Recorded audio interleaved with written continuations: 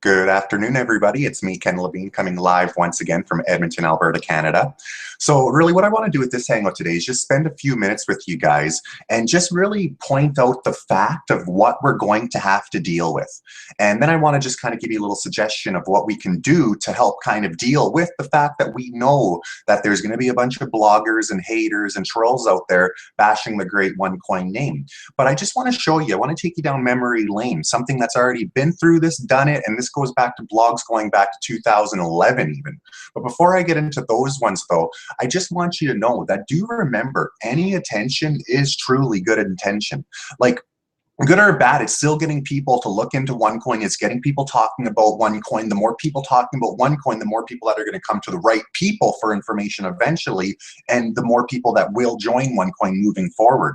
Because that's what everybody is doing right now, is they're cashing in on just how popular OneCoin is. And this is why I'm doing this video for you guys. Like, don't feel the need to send every single new blog that pops up, because the reality is this, is especially when we're just before a split, more blogs are going to pop up because people are going to cash in on just how popular OneCoin name is.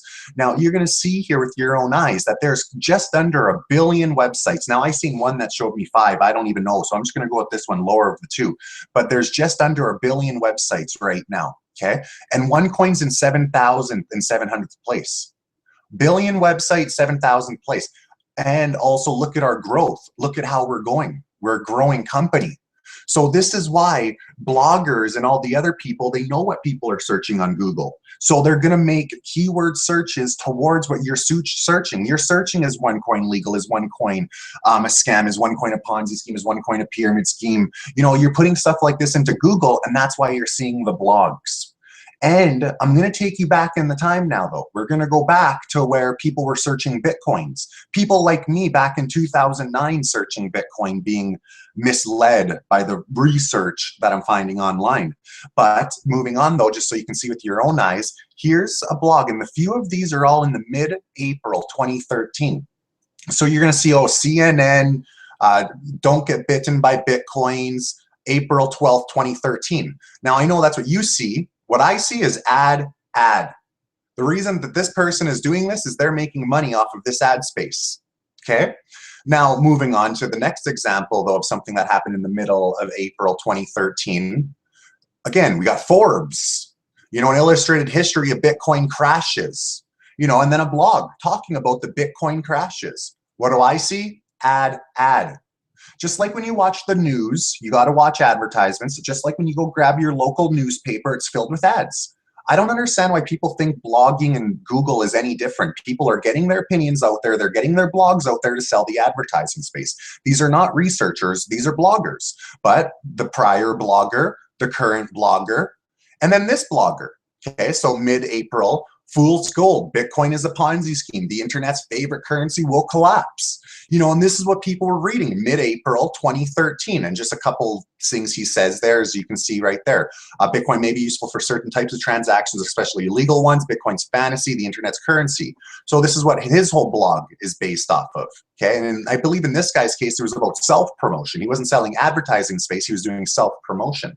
And that's what other people do too. If you ever see an accountant trying to talk about OneCoin doing self-promotion, this is what they're doing. It's called self-promotion. And they're just simply capitalizing off OneCoin being a huge name, and they're fighting to get as many people to their blog that they can. Now, remember, these blogs go back to mid-April. Okay, in mid-April 2013, Bitcoin was selling for about $80.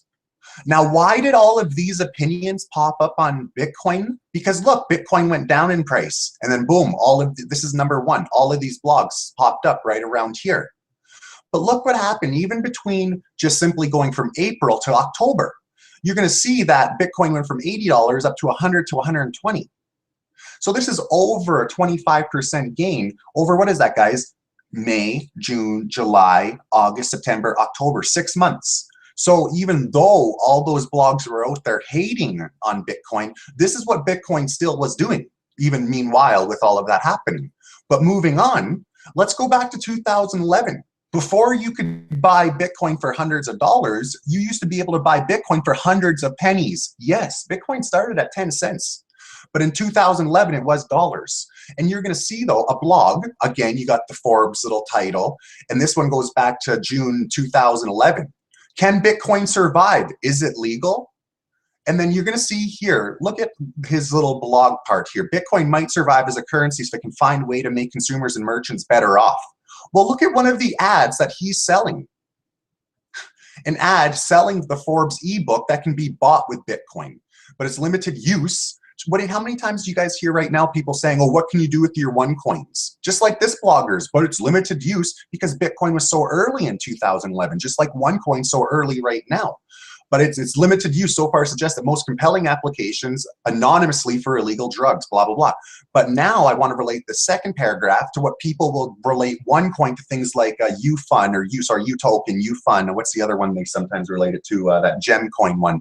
But unless it can find a way to get consumers and merchants to adopt it, Bitcoin is more likely to go the way of flues. So here's his opinion, here's his suggestion, here's his reason for doing so, because he's selling advertising space to this day.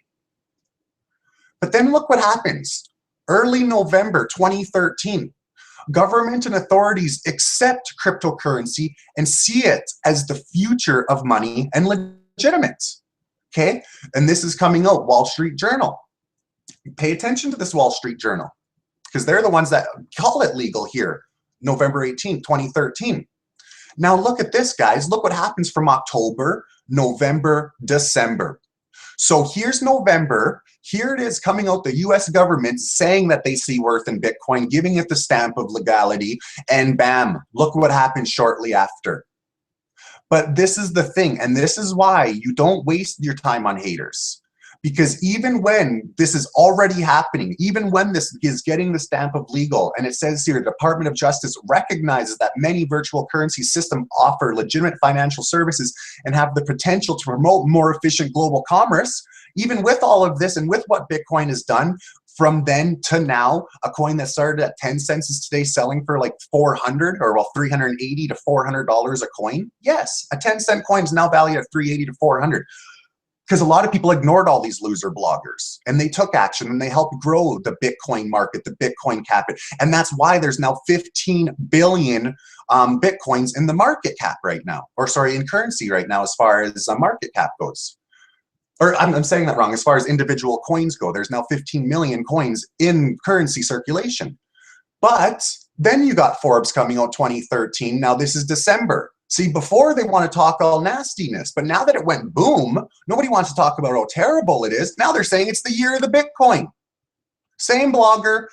Look, now they're selling advertising space here instead. You got the big fancy name Forbes that makes you give it that extra reassurance that what you're reading is true.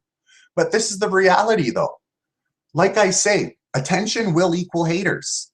The fact that OneCoin is so popular, expect blogs to come up. So we know blogs are going to come up. What can we do? You know, and that's what we need to know is what can we do? But before I go there, I just want to show you guys that this will never stop. This is June 8th, 2015, The Washington Post. Wonk blog. Bitcoin isn't the future of money. It's either a Ponzi scheme or a pyramid scheme. So to this day, even with everything, even going back to the fact that for the last 8 years, people have been saying this, people are still cashing in. Here's his ad. Here you go, guys. And people are going to go read this article, and they may be skewed to act on Bitcoin or not, just like they go read the OneCoin blogs and they're skewed to act on OneCoin or not. But this is the thing, and that's what I'm trying to say to you guys, is you don't want to waste time on the haters. Don't waste time on the haters, because I'm telling you this, they're nothing more than sideline cheerleaders that are going to sit on the sidelines and watch. If they come to you with these blogs, these questions, these comments, sure, reply to them. But if all they're doing is keeping on sending you the front page of Google, just know that this is somebody who's simply a hater.